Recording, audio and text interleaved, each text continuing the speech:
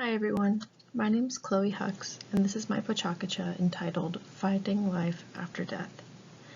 Throughout the course of this presentation, you'll find that my work is a reaction to death, how we grow from it in our life experiences, and my ultimate decision to create life.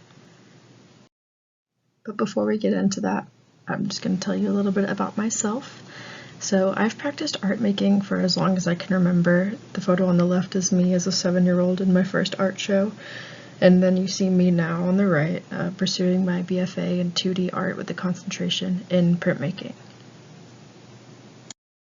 My first introduction to printmaking came to me in my junior year of high school, where I took a printmaking class with UT alum Catherine Widener, and there I learned about dry point relief, etching, and cyanotype processes, and also an introduction to print exchanges. You can see my piece on the bottom left titled Rogue, because printmaking is rogue. One thing about my work is I use self-portraiture a lot. I'm someone who really keeps to herself, and I do a lot of self-reflection, and my work centers on my personal experiences and inner struggles, so using myself as a subject feels true to these situations.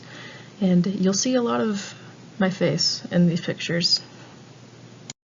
At the start of 2019, I lost a close friend of mine to suicide, and from then on, my worldview and mental health took a drastic turn.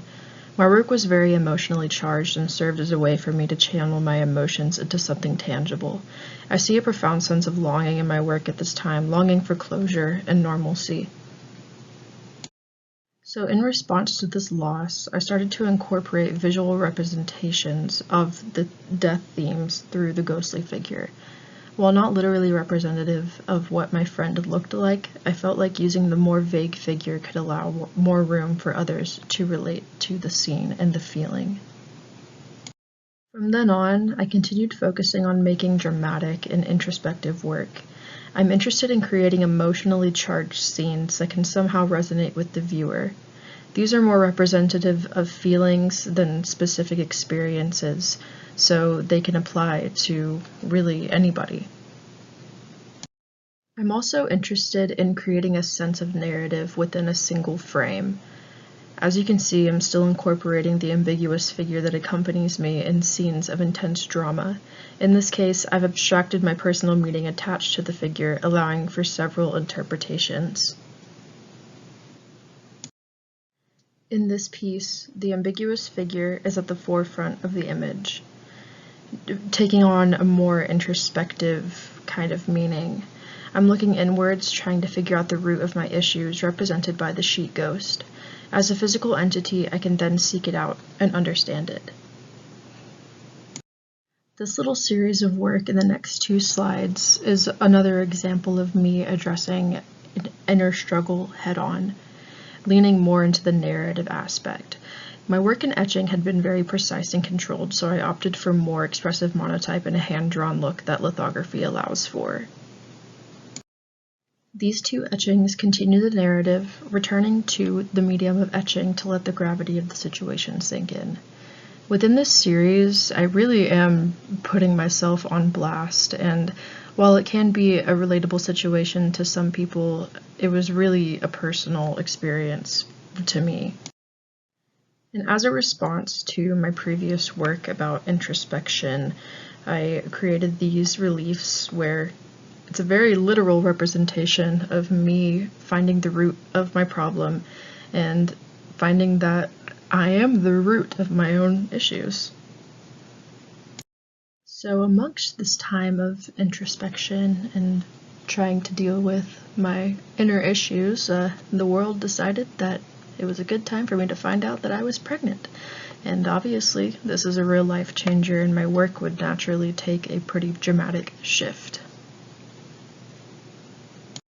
So the first work I made in response to my pregnancy takes an optimistic turn from my previous work, though the ghost shows up again, unsure if it's a threat, but it's there nonetheless, showing that while the pregnancy is ultimately a good thing, my problems don't just magically disappear because of this ultimately good thing. In my research on art about motherhood and pregnancy, I found Paula Modersohn-Becker's work.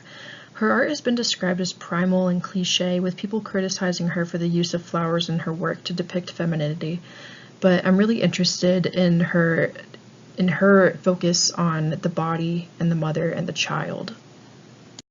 I have also been informed by Mary Cassatt's work. A large aspect of her art is images of mothers and their children. The scenes feel deeply intimate, especially the drawing on the left. What I enjoy about her work is the observational quality, where the viewer is removed from the two subjects who are completely entranced in each other.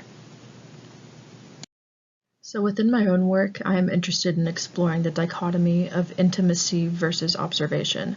To an observer, my body is changing pretty much weekly, and while pregnancy is obviously a very visual phenomenon, it is equally, if not more so, an internal and a mental process, which I am working through. One way I'm processing these physical changes and mental challenges is by relating them to my own mother's experiences. I'm also interested in the relationship between mother and daughter and the expectations that come along with that relationship, as I will be having my own daughter in February. In my current work, I've been thinking a lot about Catherine Reeves' essay, The Revision of Printmaking, where she discusses the relationship between print and femininity, as well as the connection between print reproduction and sexual reproduction. The matrix is the mother from which the prints are born. Going forward, I want to further explore this connection between the print and the mother and how various quote-unquote children can come from the same quote-unquote mother through variable printing and the combination of different print methods to create something that's entirely unique.